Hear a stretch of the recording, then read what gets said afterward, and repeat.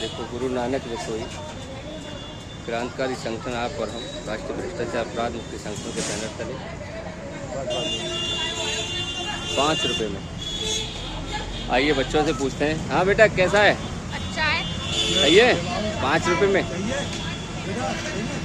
तो देख सकते हैं। और ये एक मानवता का प्रतीक है, क्योंकि इस रसोई पर सभी का वो है, देख सकते हैं, सभी धर्मों के जो पवित्र चिन्ह देखे जा सकते हैं।